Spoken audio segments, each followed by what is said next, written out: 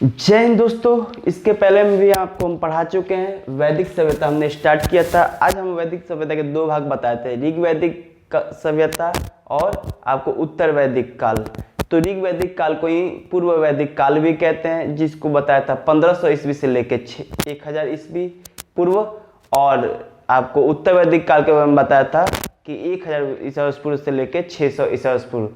दोस्तों पढ़ने पहले आपको ये बता दूं कि जैसे चींटी अपने दाने बटोर के खाना बटोरती है और लेके अपने से भारी वजन को लेकर चलती है और पहुंच जाती है अपने मंजिल तक, वैसे ही दोस्तों आप भी मंजिल बड़ा चुनिए। जब करना ही है, जब कुछ सोचना ही है तो बड़ा मंजिल चुनो ना, बड़ा सपना देखो और उसे पूरा करो।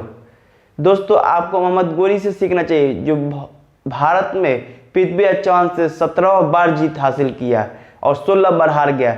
तो क्या आपके लिए बीपीएससी के 1-2 बार अगर छूट भी जाए तो भी आप हार मत मानिए, क्योंकि जीत आपका ही होगा और वो भी ये नहीं छूटेगा। अगर आपने दिल से मेहनत करेंगे तो आपका फर्स्ट अटेम्प्ट में ही बीपीएससी होगा। बस जो भी पढ़िए विश्वास के साथ पढ़िए और ऐसा लगना चाहिए कि हाँ जो मैं पढ़ रहा हूँ मुझे उस पर विश्वास है।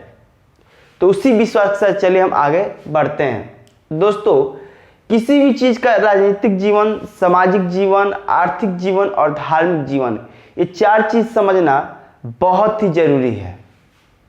हम सबसे पहले देखेंगे राजनीतिक जीवन, जिसमें कहा जाता है ऋग्वैदिक आर्यों का जीवन जो था कबायली था।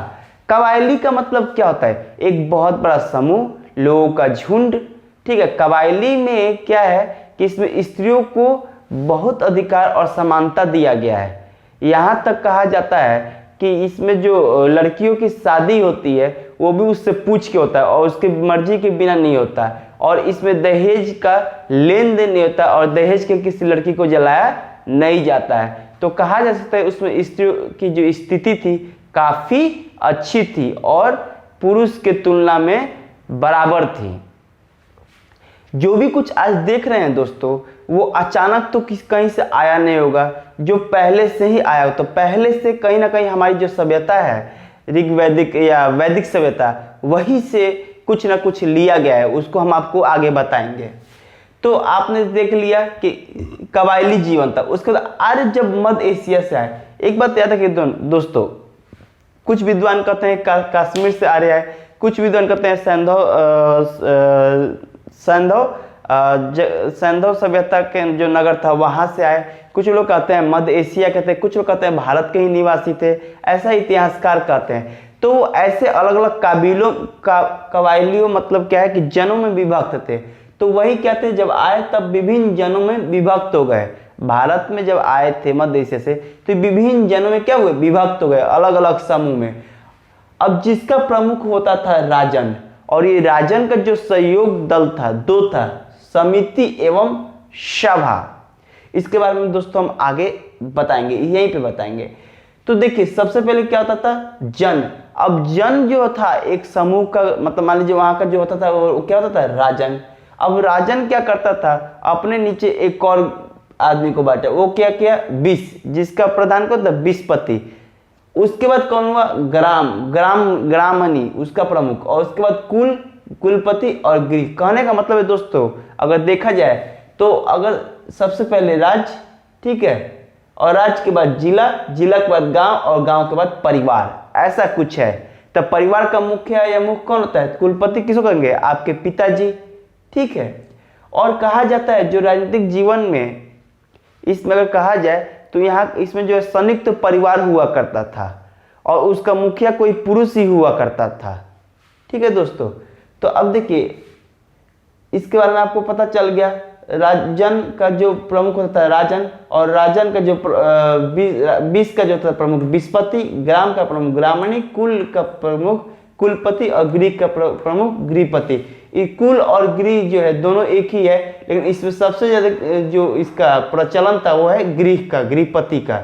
अब देखिए सभा समिति 2 तो थे इसके राजन के सहयोग के लिए, लेकिन उससे भी पहले कहा जाता है कि विशद था और गण था, दो समूह थे जो राजन की आपको क्या करते थे, सहायक समूह संस्था थे। तो सबसे प्राचीन संस्था किसको कहते हैं, विदत को। और विदत का जो है ऋग्वेद में जो है 122 बार उल्लेख मिलता है, जिसमें महिला और पुरुष दोनों भाग लेते थे। वही सभा जो है ऋग्वेद में 8 बार इसका उल्लेख मिलता है, इसमें भी पुरुष और महिला क्या करते थे, भाग लेते थे, और इसका प्रधान जो था सभापति होता था। दोस्तों आज भी आप देखेंगे राज्यसभा का जो प्रमुख होता है कौन होता है, सभापति। वैसे ही सभा का जो प्रमुख था सभापति, और वाद विवाद और चर्चा से क्या है, जो भी मुद्दा थे उसको निपटाते थे। सभा को आधुनिक में राज्यसभा कहा जाता था, समझ गए। सभा को आधुनिक में आज की डेट में क्या कहेंगे, राज्यसभा कहेंगे। हमारा राजनीतिक जीवन जो अगर अभी देखा जाए तो क्या है, राज्यसभा है, लोकसभा है, फिर विधानसभा है, विधान परिषद है, कमिश्नरी है, ठीक है, उसके बाद पंचायत है। वैसे ही जो है हर एक सभ्यता का क्या क्या होता है, एक राजनीतिक जीवन होता है। अब गण, तो गण क्या थे, तो कुलीन लोगों की सभा थी। याद रखिएगा दोस्तों, गण और विदत, विदत सबसे प्राचीन संस्था थी और गण कुलीन लोगों का, और इसमें क्या होता है, विदत में उच्च लोग भाग लेते थे और पुरुष और महिला भाग लेते थे। वैसे ही सभा को आपको बता दिए। वैसे ही समिति अगर पढ़िएगा, समिति में जो है दोस्तों, समिति को हम क्या कहते हैं, तो आपको बता दें आज की डेट में हम लोकसभा कहते हैं।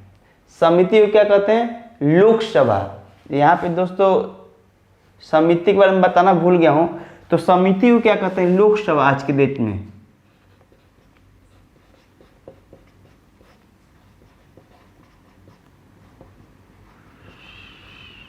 जिसमें दोस्तों अगर देखा जाए तो सभा में जो है जहां पे 8 बार इनका उल्लेख मिलता है, वही ये 9 बार उल्लेख मिलता है। ऋग्वेद में कितना उल्लेख मिलता है, 9 बार। और इसको आज की डेट में जो समिति है उसको हम लोकसभा कहते हैं, और इसका क्या है, 9 बार उल्लेख मिलता है, और इसमें भी उच्च लोग रहते थे। और जो राज्यसभा में, जो सभा में लोग रहते थे, तो उसमें क्या है, कुलीन और वृद्धा लोग रहते थे। कुलीन और वृद्धा लोग किस में आते थे, तो सभा में आते थे, और समिति में उच्च लोग आते थे, जिसको सभा को आधुनिक युग में, आज के युग में क्या कहते हैं, राज्यसभा, जिसका प्रमुख क्या था, कौन था, तो सभापति। और इसका समिति के जो अथी था वो आज की डेट में हम लोकसभा कहते हैं, और जिसमें क्या है, 9 बार उल्लेख मिला, किसमें, ऋग्वेद में। उम्मीद है दोस्तों आप यहाँ तक समझ रहे हैं। तो इससे ही सभा और समिति से ही पहले 2 हुआ करते, कौन, विदत और गण। गण में कुलीन लोगों की सभा थी, और ये उच्च लोगों की सभा थी, जिसमें स्त्री और पुरुष भाग ले सकते थे। चलिए दोस्तों आगे देखते हैं। अब हमको आशा है कि आपको जो राजनीतिक जीवन है वो समझ में आ गया होगा। न्याय का कोई विशेष उल्लेख नहीं मिलता है। बलि किसको कहते हैं, तो स्वेच्छा से दिया गया कर। अब ये कर क्या है, राजा को दिया जाता था, और राजा को कर इसलिए देता था ताकि अगर वक्त पे कोई हम पे हमला किया तो वो हमारी रक्षा करे, तो एक तरह से रक्षा कर के रूप में दिया जाता था। राजन को क्या है, पूरा अधिकार प्राप्त नहीं था, और कहा जाता है जो हम लोग राजा का क्या बोलते हैं, अभी जो राजा अभिषेक होता है वो वैदिक सभ्यता से ही शुरू हुआ था, और जो पैतृक होना भी हुआ वो भी क्या है, यही से शुरू हुआ था। दूसरा ये कहता है कि जो यह राजन होता था उसको पूर्ण अधिकार प्राप्त नहीं थे, मतलब सीमित अधिकार प्राप्त थे। क्यों, क्योंकि जो समिति थी, समिति ही राजन को राजन का चुनाव करती थी।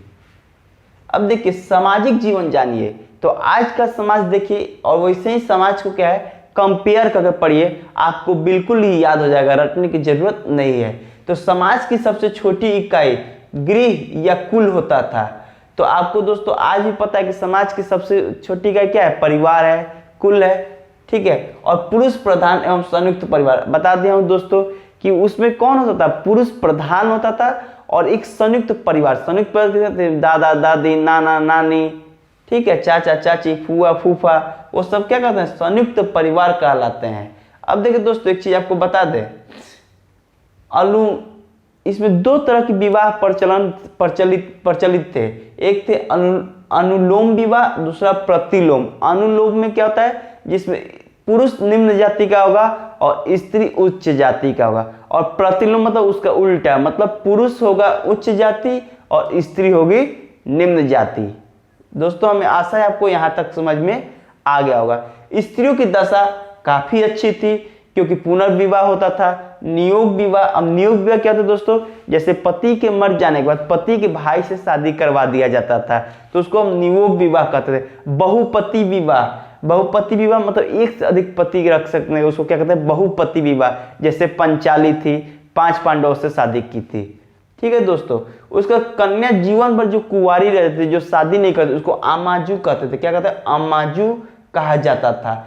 9वें मंडल में जो है दोस्तों, अब धर्म की बात की जाए तो 9वें मंडल में जो है कर्म के आधार पर वर्ण बांटे गए, मतलब वर्ण में जाति को बांटे गए थे कि 9वें मंडल में। वही 10वें मंडल में अगर बात की जाए तो पहली बार जो है वर्ण व्यवस्था देखा गया था, जो ब्राह्मण, क्षत्रिय, वैश्य, शूद्र, और यह जो है उत्पत्ति के आधार पर जाति को बांटा गया था। मुख से जो उत्पन्न हुआ था उसको ब्राह्मण कहते हैं, हाथों से भुजाओं से जो उत्पन्न होता है उसको क्षत्रिय कहते हैं, और जंगा से जो हुआ था उसको वैश्य, और पैर से जो उत्पत्ति हुई थी उसको हम शूद्र कहते हैं।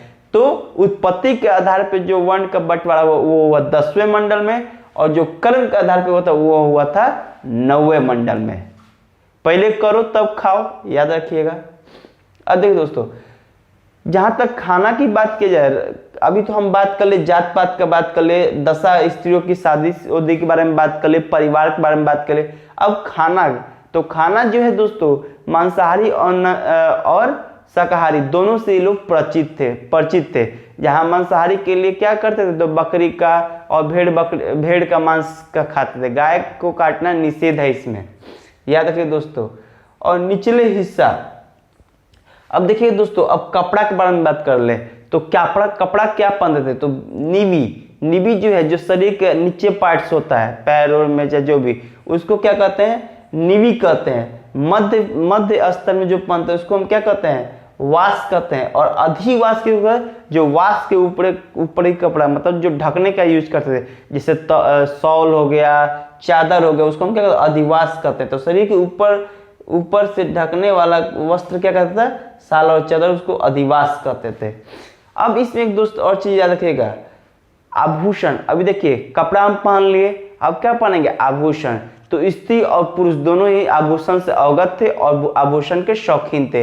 लेकिन दोस्तों यहाँ पे सोना का ही ज्यादा उपयोग किया गया है। और जहाँ तक चांदी और लोहा का बात की जाए तो उसका जो है परिचलन इसमें नहीं हुआ है, मतलब वो ये दोनों धातु से अवगत नहीं थे, क्षमा चाहूंगा, वो अवगत नहीं थे, परिचित नहीं थे। किससे, तो चांदी और लोहा से। अब मनोरंजन की बात की जाए तो आपको बताए दोस्तों, घोड़ा का दौड़ कराना, रथ का इस्तेमाल करना। उसके बाद देखिए दोस्तों, वाद्य संगीत, गाना, नाच बजाना, उसके बाद जुआ खेलना, इनके लिए क्या था, मनोरंजन का एक माध्यम था।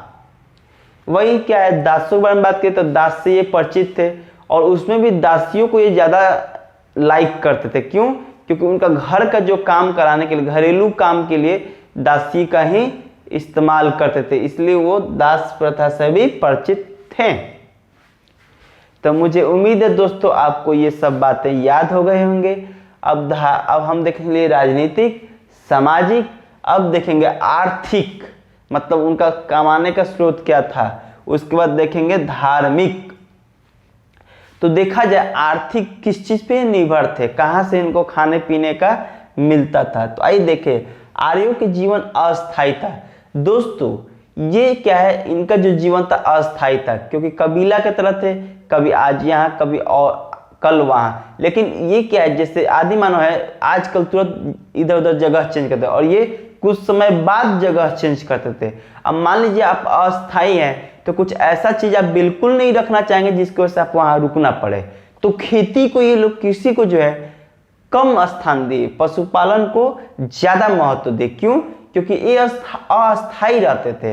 तो मान लीजिए पशु क्या एक तरह का संपत्ति है, अगर वही कृषि करने लगेंगे तो फिर वो छोड़ के नहीं जाते, अस्थायी रहने लगते। लेकिन क्या है, ये अस्थायी थे, इसलिए पशु जो है, पशुपालन जो है ज्यादा पसंद करते थे।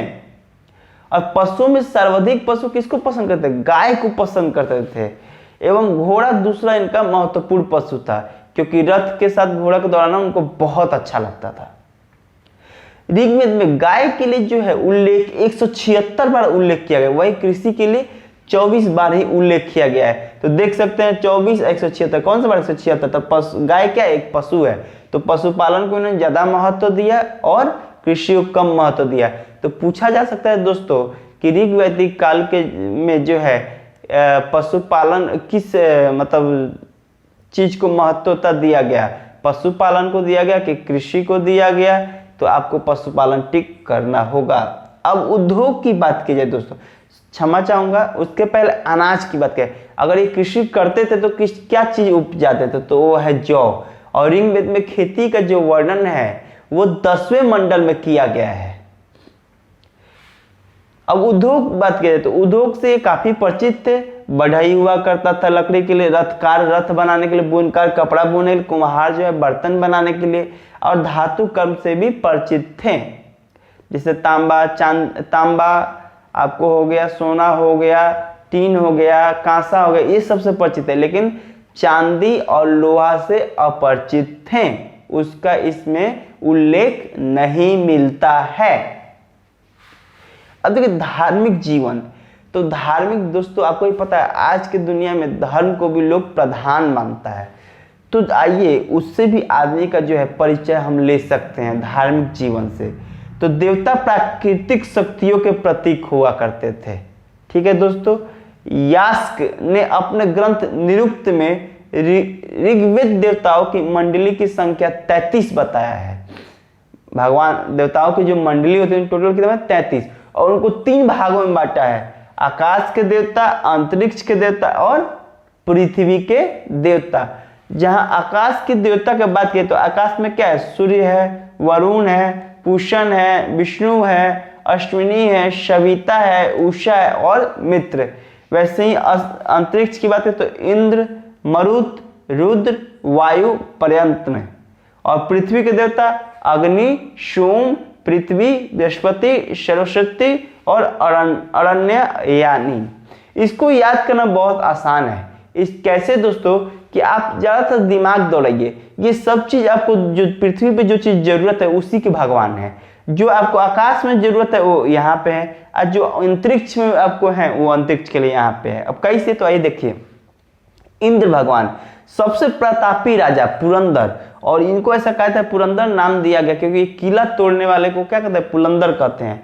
मतलब बहुत शक्तिशाली भगवान माना गया है, जिसके लिए 250 सूक्तियां जो है ऋग्वैदिक में मिलता है। वहीं अग्नि की बात की जाए, अब देखिए इंद्र क्या है? किला तोड़ेगा, तो किला ऊपर तो अंदर घर नीचे तो नहीं तोड़ेगा, वो आकाश में अंतरिक्ष में तोड़ेगा, अंतरिक्ष में तोड़ते रहो। वही अग्नि की बात है तो अग्नि का हम लोग यूज करते हैं कहाँ पे? तो पृथ्वी पर। तो ये है अग्नि, पृथ्वी के देवता। तो इंद्र के पास जो अग्नि है दूसरा सबसे महत्वपूर्ण देवता है, जिसके लिए 200 सूक्तियां ऋग्वेद में मिलता है। वही देखा जाए तो वरुण जो है तीसरा नंबर का भगवान है। अब वरुण क्या है? वायु। ठीक है, वरुण का तीसरा स्थान है। और ये क्या है? तो जल, समुद्र, ऋतु और प्राकृतिक संतुलन के देवता हैं। तो ये अंतरिक्ष वरुण क्या है? आकाश में। आकाश से बैठे बैठे क्या देखेंगे? तो जल, समुद्र और क्या देखेंगे? ऋतु, वर्षा वर्षा कब होगा, धूप कब उगेगा, उनका चिंता किसको रहता था? तो वरुण भगवान को। ठीक है, अब देखिए भगवान सोम, सोम मतलब वनस्पति के देवता। अब सोम कहाँ, वनस्पति कहाँ मिलता है? तो पृथ्वी पर। तो पृथ्वी के देवता कौन हुए? वरुण। क्षमा चाहूंगा दोस्तों, पृथ्वी के देवता कौन है? सोम। उसका मरुत, आंधी का देवता।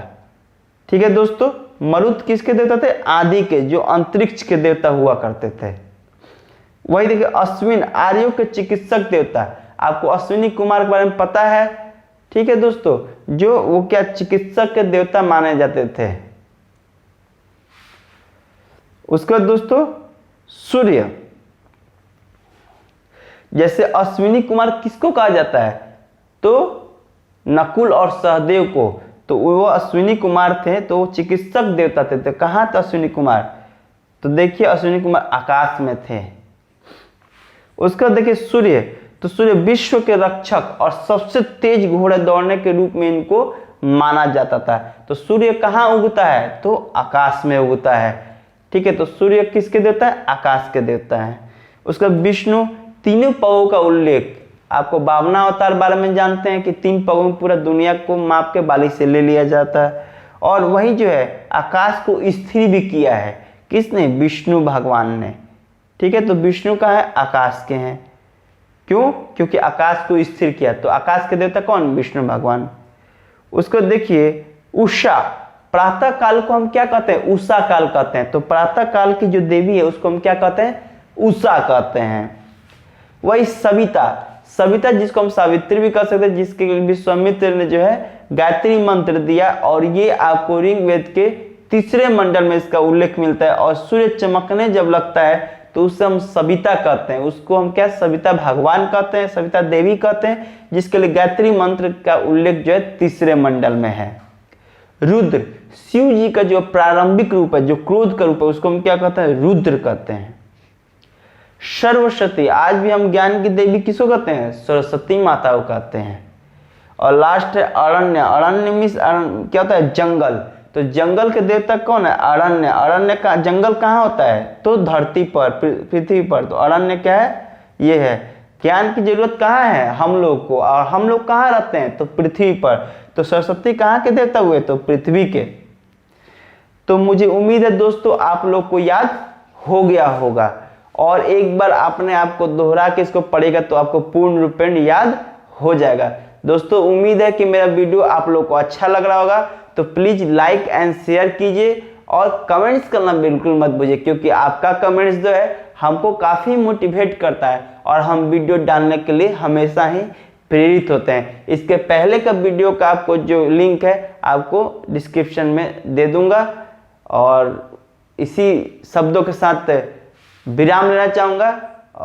जय हिंद, जय भारत।